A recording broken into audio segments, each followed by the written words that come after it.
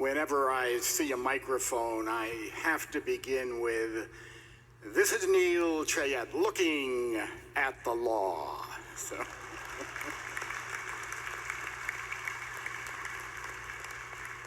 Thank you very much. Great to be with you. And I just want everybody to be at ease.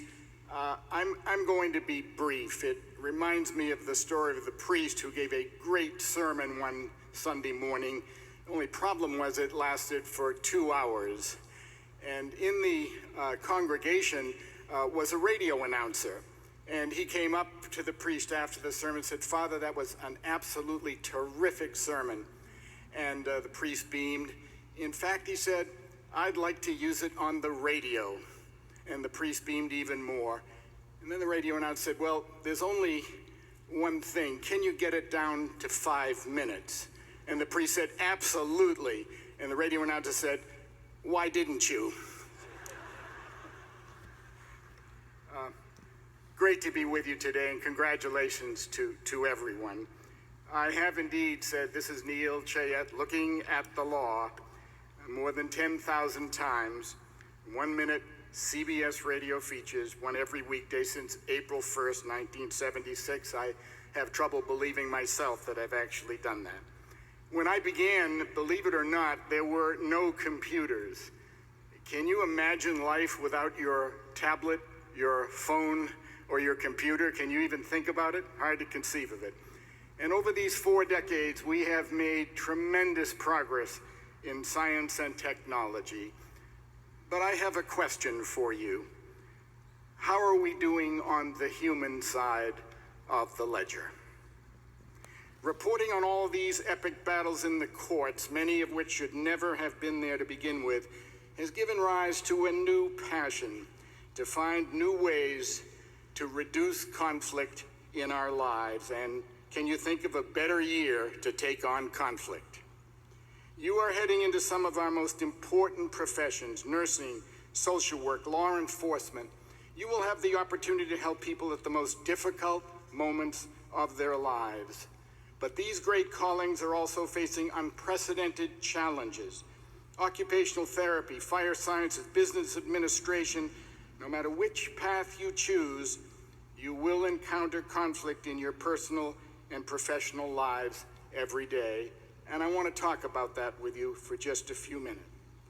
First of all, conflict isn't all bad. Like every human cell, conflict has positive and negative energy. Conflict drives change, new ideas, and life would be incredibly boring without conflict. The trick is to harvest the positive energy of conflict while avoiding the negative fallout. Over this past years, I found some new ways to deal with conflict, new ways of thinking about life's challenges that I want to share with you today. So how about if we make a deal? You give me your full attention for the next few minutes. I'll give you 5 tips that will change your life.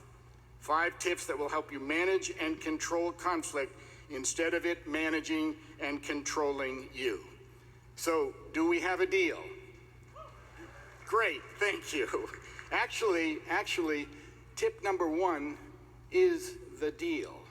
Simply stated, get the deal straight. Not getting the deal straight is the root cause of most of our daily conflicts. We don't think about it this way, but our lives are really a series of contracts and promises. And the best way to get the deal straight is to write it all down in a contract and sign it. The problem is we don't usually write up a contract with our parents and grandparents, our spouses or significant others, our kids, our politicians, or our professors. Although you might want to think about doing that, but not this weekend. A recent study showed that kids who enter into a written contract with their parents about safe driving rules are 10 times less likely to have an accident. Another way of getting the deal straight is the kind of contract you and I have today. I promised to speak, you showed up, we have a deal. Promise followed by performance, nothing in writing, but these self-fulfilling contracts work great. Buying a cup of coffee is a contract, making an appointment is one of the most important. If you breach that one by showing up late, you can throw off the schedules of people down the line you don't even know. And then there are the implied contracts, and that's where the trouble lies. They're usually verbal, made on the fly, a nod of the head, a wave, a thumbs up. Implied contracts are the breeding ground of conflict, hope, expectation, and no delivery. You thought I meant one thing, I'm sure I meant another. Each of us is convinced we're right, and conflict comes barreling down the road. By the way, I've used the terms contract and promise. Contracts are words, but a promise is your word. So take the extra time to be clear with one another. Say what you mean what you say, and remember, silence doesn't necessarily mean yes. If you get the deal straight, you'll prevent a lot of conflict in your life. Tip number 2, don't fuel the fire. Fire doubles every 30 seconds. Conflict can spiral out of control just as fast. How you react is the key. And there are some building blocks that fuel the fire. One of them is no truth. And I'm sorry to have to tell you, there is basically no truth in life. Life is the account of differing recollection, and we remember things to suit our case. I've actually encountered very little lying, even less perjury, which is lying under oath. People come to believe their own version of the facts. But no truth can be a good thing because it means your version may not be true, mine may not be true either, and that opens the door to compromise. Another thing that helps you not to fuel the fire is to understand something called the guilt-anger syndrome, GAS, poured on the embers. I have a lot of experience with guilt since I grew up in a Jewish home where guilt is a mainstay, usually revolving around one's mother. And I don't know if you've heard the story of the Jewish mother who gave her son 2 sports shirts for his birthday. The next morning, as he's coming downstairs wearing one of them, she goes up to him and says, "Nu, you don't like the other one?" So here's a question for you. Does anger cause guilt, or does guilt cause anger? I submit guilt is the root cause of anger. You'd think when somebody does something that causes them to feel guilty towards you, they'd say they're sorry, and that'd be the end of it. They'd be contrite. But that's not what happens. All too often, the person who feels guilty becomes angry. He or she feels guilty towards, becomes angry at that person. And if you've ever had a situation where you can't figure out why someone's mad at you since you haven't done anything, it may in fact not be something you've done, it may be something they've done and feel guilty about. Understanding the guilt-anger syndrome will help you manage conflict and control your life. And one of the most important things that fuels the fire of conflict is the hard questions. In ourselves, our families, our businesses, on campus, on boards, in our communities, wherever we travel, there are issues we know we need to deal with, hard questions we know we need to ask, but we don't. We just let them lie there just below the surface, where they fester, give rise to denial, depression, and a whole host of serious problems that can go on for generations. Every good lawyer knows if you're worried about something coming up on cross-examination of your witness, bring it up on direct. Deal with it up front where you can control it and diffuse it. So ask the hard questions, and when you do, you may find the question is even more important than the answer. Control your reactions to conflict. Don't fuel the fire. Tips number 3 and 4 are game changers. They're the tools you can use when conflict is gathering momentum and the finger pointing and the blame game has begun in earnest. Tip number 3 is the power of the pause. Mark Twain said, "The right word may be effective, but no word was ever as effective as a rightly timed pause." A lot of people have tried to teach us about the pause. Our mother said, "Take a time out." Remember that? We've been told, "Take a step back, think before you speak, keep calm and carry on," but we don't. So here's a way to help us remember the power of the pause.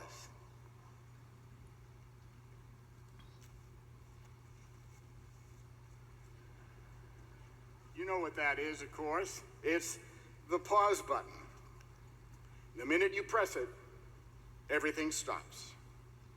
Let's think for a moment about the symbol of the pause button. 2 bars with a space in between. The first bar is a hard stop that protects you from them. The second bar is a hard stop that protects them from you. And in the middle, while we're on pause, is that wonderful space where everything is possible, where opportunity and positive energy is all around us. It is a roadway that leads away from conflict and controversy towards confluence and conciliation. And given all the conflict in our world and in our streets, it may help to turn the pause button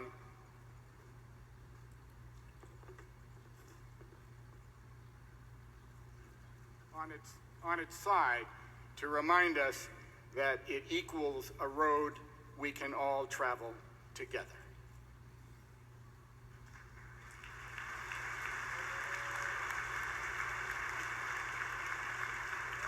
Thank you very much. One more thing, don't spend your pause thinking about regret, the shoulda couldas, the if onlys. My grandfather was an immigrant who came here from Ukraine in 1898. He was a custom tailor who worked for Jordan Marsh, was always proud to make suits for President Calvin Coolidge. He had an interesting philosophy. If things were bad, they were bad. If things were good, they were going to get bad. We need to learn from our past failures and conflicts, because an error only becomes a mistake when it is repeated. But every second spent thinking about the negatives of the past is 1 second less thinking about the positives of the future. And now, as much as we'd like to keep our finger on the pause button, we have to press the play button and move on with life. And tip number 4 is a very important tip. It is to tell people how you feel, not what they are. This changes the entire conversation of conflict. I used to have a Sunday evening radio call-in show where I try to keep people from suing one another. One night a woman called in and said, "I want to kill my car mechanic." I said, "Well, calm down. What happened?" She said, "I took my car to him 3 times, keeps stalling, not starting at the worst possible time."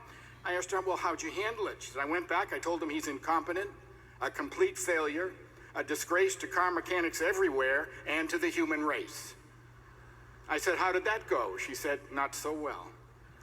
I said, "Well, what happened the last time your car wouldn't start?" She said, "My 6-year-old was left standing in the rain." I told her to go back and, instead of telling him what he is, tell him how you felt when your 6-year-old was left standing in the rain, and call me back. And she did. She said, "I couldn't believe it. You loaned me a car, fixed mine for real. It made all the difference." When you tell people what they are immediately on the defensive. When you tell them how you feel, it opens the door to empathy, to feelings, instead of to accusations. But thank you very much. It's really true. Thank you. But you may be thinking, what if they don't care how you feel? How do we deal with our enemies? Jack Kennedy said, "Forgive your enemies, but get their names." Jean Maillet, former president of Tufts, always quoted General de Gaulle, who said, "The true test of victory lies not in crushing one's enemies, but in convincing them they were with you all along." And this brings us to tip number 5, choose the right road. Basically in life, we have a choice of 2 roads, to fight or not to fight. There's an old slogan, "I'd rather fight than switch." Sometimes I'd rather switch than fight might be the way to go. Thinking about these roads, the fighting road leads to lawyers, and I respect my profession, to lawyers, lawsuits, litigation, and all too often losing in the wrong run. Before you choose that road, get well prepared with both an iron fist and a velvet glove, but think about where that road really leads. Not just the rewards and benefits, but the costs, the risks, and the negative energy all along the way. And most important, know where the exits are. And remember, sometimes a good settlement is when everybody leaves the table equally unhappy.